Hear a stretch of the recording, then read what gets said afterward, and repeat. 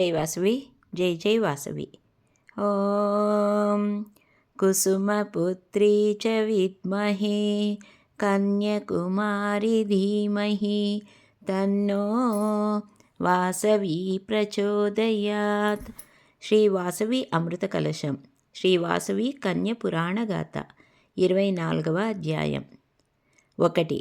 విష్ణువర్ధనునికి ఆర్యవైశ్యుల విన్నపములు.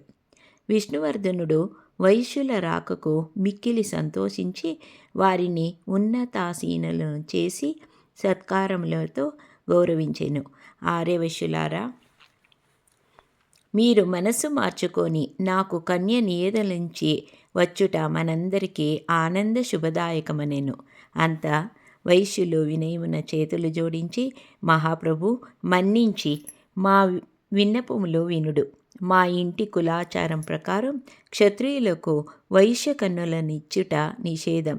ముందెన్నడూ ఇటువంటి వివాహములు మా వైశ్య కులమున జరగలేదు. ఇది లోక విరుద్ధము. ధర్మ సంస్థాపన పరులు పవిత్ర చంద్రవంశ త్రిలోక వీరుడగు అర్జునుని వారసులుగా మీకు తెలియని ధర్మములు లేవు. కావున తమరు యాచించి మనసు మార్చుకొని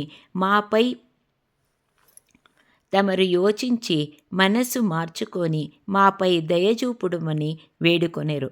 వారి మాటలకు విష్ణువర్ధనుడు కోపముత, చక్రవర్తులమైన మాకే మీరు ఏ నీతులు గరువుచుంటిరా?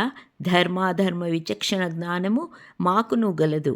రాజులకు తన రాజ్యమునందలి సర్వములు భోజ్యములే. ఇందు అధర్మమేమున్నది? అది అనుగాక క్షత్రియుడు తాను కోరుకున్నది సాధించుటకు మా కులధర్మము కావున మా నిర్ణయము తిరుగులేనిది. మీరు కోరినది ప్రసాదించి మిమ్ములను సర్వ స్వతంత్రులను గావింతును. మారు మాట్లాడక వృథా ప్రయాసలు మాని వివాహమునకు ముహూర్తమునకు నిర్ణయింపుడనను. అంతే వైశ్యులు, ప్రభు, ఎవరి ధర్మములు వారివి, వాటిని అనుసరింపక తప్పదు. మా కులాచారములు వదిలి అధర్మవర్తనలను కాలేము. అది అనుగాక కుసుమశ్రేష్ఠి శ్రీ వాసవి కన్యను పరమేశ్వరునికి గౌరవ బాలికగా అంకితమే గావించినాడు. వారు దైవ సమానులు. దీనిని అతిక్రమించినబో మీకు అశుభము మరియు ప్రమాదములు సంభవించుచున్నది. అది విని విష్ణువర్ధనుడు తోక తొక్కిన త్రాచులా బుసుకుట్టుచు, ఓరి వరి వైశ్యులారా, మీకు మీ కన్యక దైవమనబో ఈ సమస్త భూమండలము నేలు చక్రవర్తి అయిన నేను విష్ణు స్వరూపుడని మీకు తెలియదా? అంతేగాక మా నామధేయము కూడా అదే కదా. మీరన్నట్లు దైవాంకితమైన వాసవి కన్య అంకితమగుట కడు సమంజసము. అశుభములు ప్రమాదములు మాలాంటి వీరవంతులకు ఏమీయూ చేయజాలవు.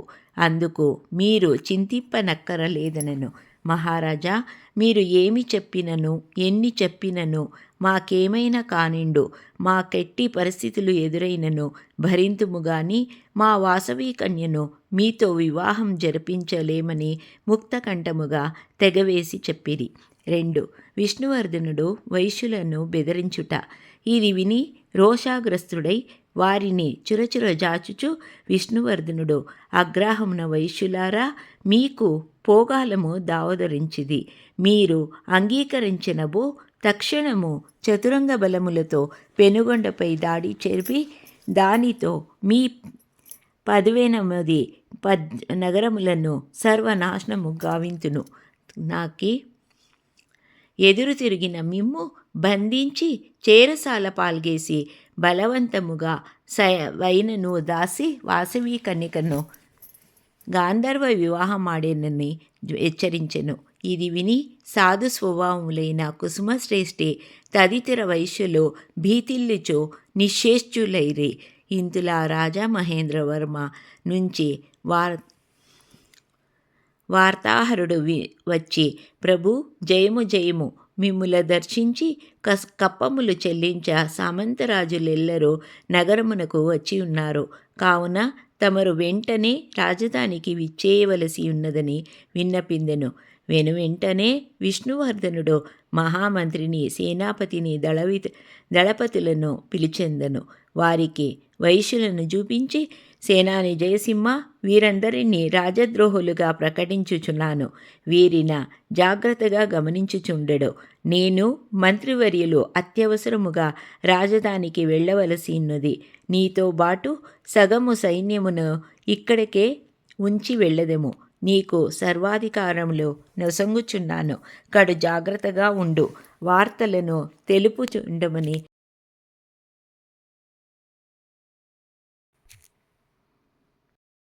అంతలేక వైశ్యులను తీక్ష్ణముగా చూచుచు, వైశ్యులారా, మీకు 5 దినములు గడువు స్థానం. అంతలోపల మీ వాసవి కన్యతో మా వివాహము జరిపించి తీరవలేను. లేనిబో తీవ్ర పరిణామములను ఎదుర్కొంటురు. మీ ఇష్టం. హరా ఏమందుదురును గద్దించెను. కాని వైశ్యులు మరుమాటాడక మౌనమే మోహించి ఉండిరి. అప్పుడు విష్ణువర్ధనుడు, మీ మౌనమే అంగీకారమా తిరస్కారమా? సరే, మీ కర్మ మీరే అనుభవించుడనచ్చు. జయసింహ, పెనుగొండ నగరము చుట్టూ గట్టి పహర ఏర్పాటు గావింపుము.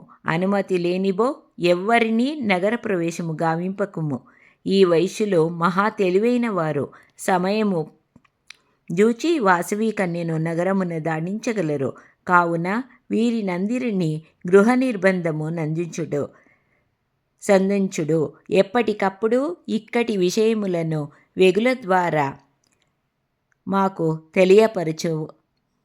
తెలియపరచుమనుచు తాను మంత్రితో పాటు రాజధానికి వెంటనే వెడలిపోయెను. 3. కుటిల వైశ్యుల పన్నాగములు. తదనంతరము కుసుమశ్రేష్ఠి అయి అసూయాపరులకు 612 గోత్రాలలోని కొందరు దీని అదుముగా చేసుకొని రహస్యముగా రాజధానికి వెళ్ళి విష్ణువర్ధన చక్రవర్తిని దర్శించెరు. అతనిని తమ వాక్చాతుర్యములతో మెప్పించి, మీరు దిగులు చెందుకడు, మేము కుసుమశ్రేష్ఠిని నొప్పించి వాసవి కన్యతో మీ వివాహము జరిపింతుము. ఇక ఏ సంశయము పొందక వివాహ ప్రయత్నములను గావించుకొనడని వచించిరి. వారి మాటలను పని అయినంతనే విష్ణువర్ధనుడు వైశ్యులను ఆలింగనము చేసుకొని ధనకనక వస్తువులనిచ్చి వారిని వీడ్కొనెను. ఇక విషాదము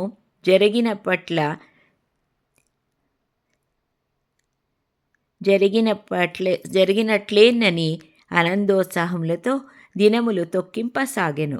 అప్పటి నుండి 616 గోత్రాల వైశ్యులు కుసుమశ్రేష్ఠిని నొప్పించి ప్రయత్నములు గావించసాగిరి. ఓం తత్సత్. 24వ అధ్యాయం సంపూర్ణం. ఓం